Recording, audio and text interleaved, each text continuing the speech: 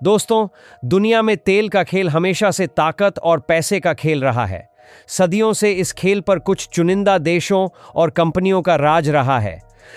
लेकिन आज एक भारतीय कंपनी रिलायंस ने कुछ ऐसा कर दिया है जिसने इस ग्लोबल खेल के नियमों को ही बदल कर रख दिया है। जहां कभी तेल पर राज करते थे अरब देश और पश्चिमी दुनिया की बड़ी बड़ी कंपनियां, आज वही ताकतें टेंशन में नजर आ रही हैं। और इस टेंशन की वजह है गुजरात के एक कोने में खड़ी ये विशालकाय रिफाइनरी। इसका नाम है जामनगर रिफाइनरी। आखिर इस एक रिफाइनरी में ऐसा क्या है जो इसे दुनिया की सबसे ताकतवर बना देता है? क्या यह सिर्फ एक बड़ा प्रोजेक्ट है या फिर एक ऐसा गेम चेंज जो आने वाले समय में पूरी ग्लोबल इकोनॉमी को हिलाने की ताकत रखता है?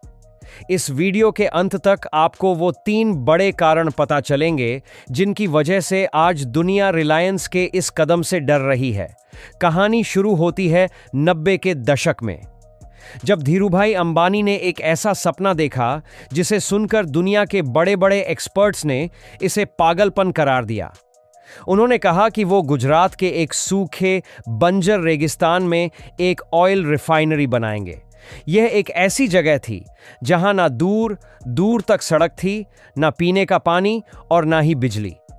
और यह कोई छोटी मोटी रिफाइनरी नहीं, बल्कि दुनिया की सबसे बड़ी ऑयल रिफाइनरी होगी। सबने कहा यह नामुमकिन है। एक रेगिस्तान में दुनिया का सबसे बड़ा इंडस्ट्रियल कॉम्प्लेक्स बनाना जहां कोई सुविधा ही ना हो, यह सिर्फ एक ख्याल था। लेकिन धीरूभाई अंबानी का विजन कुछ और ही था। वो जानते थे कि अगर भारत को एनर्जी के मामले में आत्मनिर्भर बनाना है तो कुछ ऐसा करना होगा जो आज तक किसी ने सोचा भी ना हो।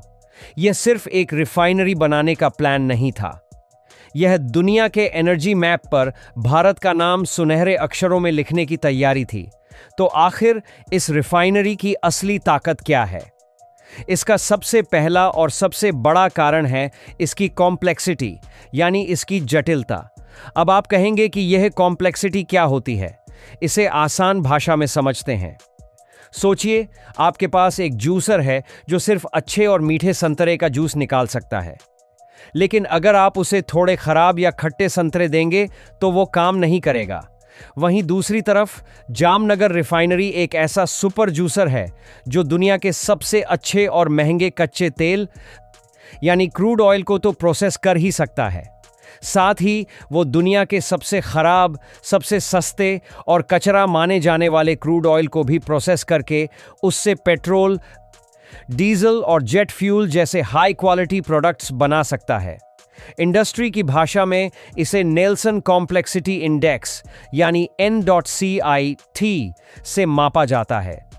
जहां एक सामान्य रिफाइनरी का ANCI लगभग 10 होता है, वहीं जामनगर रिफाइनरी का ANCI 21.1 है, जो दुनिया में सबसे ज्यादा है। इसका सीधा मतलब है, जब दुनिया में अच्छे तेल के दाम आसमान छू रहे होते हैं, तब रिलायंस सबसे सस्ता और खराब तेल खरीदकर उसे अपनी एडवांस टेक्नोलॉजी से प्रोसेस करके भारी मुनाफा कमाता है। ये वो ताकत है जो दुनिया की किसी और रिफाइनरी के पास इस स्केल पर नहीं है। दूसरा कारण है इसका अविश्वसनीय स्केल और एफिशिएंसी। जामनगर रिफाइनरी इतनी बड़ी है कि यह पूरा कॉम्प्लेक्स लंदन शहर से भी ज्यादा एरिया में फैला हुआ है। इसे बनाने में इतना स्टील लगा जिससे 15 एफिल टावर बन सकते हैं। यह सिर्फ एक फैक्ट्री नहीं है, यह अपने आप में एक पूरा शहर है। बिजनेस का एक सीधा नियम है, इकोनॉमीज ऑफ स्केल। जब आप कोई चीज बहुत बड़े लेवल पर बनाते हैं तो उसकी प्रति यूनिट लागत यानी पर यूनिट कॉस्ट अपने आप कम हो जाती है। लेकिन रिलायंस सिर्फ स्केल पर नहीं रुका, उन्होंने एफिशिएंसी का एक नया बेंचमार्क सेट किया। जहां एक नॉर्मल रिफाइनरी में लगभग 5% तक का वेस्टेज होता है, वहीं जामनगर में यह वेस्टेज सिर्फ 0.20% है, यानी लगभग जीरो वेस्टेज। कम लागत में प्रोडक्शन और लगभग जीरो वेस्टेज। यह कॉम्बिनेशन रिलायंस को इतना बड़ा प्रॉफिट मार्जिन देता है जिसका मुकाबला करना ग्लोबल कंपनियों के लिए नामुमकिन सा हो जाता है। अब बात करते हैं भारतीय नजरिए की। ये रिफाइनरी सिर्फ रिलायंस के लिए ही नहीं बल्कि पूरे भारत के लिए एक सुरक्षा कवच यानी एक स्ट्रेटेजिक एसेट है। जामनगर रिफाइनरी बनने से पहले भारत एक फ्यूल डेफिसिट देश था। मतलब हम अपनी जरूरत का पेट्रोल डीजल बनाने के लिए भी दूसरे देशों पर निर्भर थे। हमें कच्चा तेल भी इंपोर्ट करना पड़ता था और रिफाइंड फ्यूल भी। इससे हमारी इकोनॉमी पर बहुत बड़ा बोझ पड़ता था। लेकिन इस एक रिफाइनरी ने पूरा खेल पलट दिया। इसके शुरू होते ही भारत की रिफाइनिंग कैपेसिटी में 25% का उछाल आ गया। रातों रात भारत फ्यूल के मामले में आत्मनिर्भर बन गया। इतना ही नहीं, आज भारत दुनिया के सबसे बड़े फ्यूल एक्सपोर्टर्स में से एक है। यूरोप, अमेरिका और एशिया के कई देश आज भारत से पेट्रोल और डीजल खरीदते हैं। मतलब जामनगर की वजह से हम अब सिर्फ एक खरीदार नहीं बल्कि एनर्जी मार्केट के एक बहुत बड़े और ज़रूरी सप्लायर बन चुके हैं। यह भारत की ग्लोबल स्ट्रैटेजिक पावर को कई गुना बढ़ा देता है।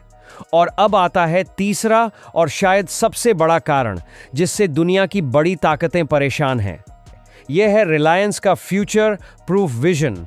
हम सब जानते हैं कि दुनिया इलेक्ट्रिक व्हीकल्स यानी ईवी की तरफ बढ़ रही है। आने वाले 10 से 15 सालों में पेट्रोल और डीजल की डिमांड कम होना तय है। तो क्या तब यह रिफाइनरी बेकार हो जाएगी?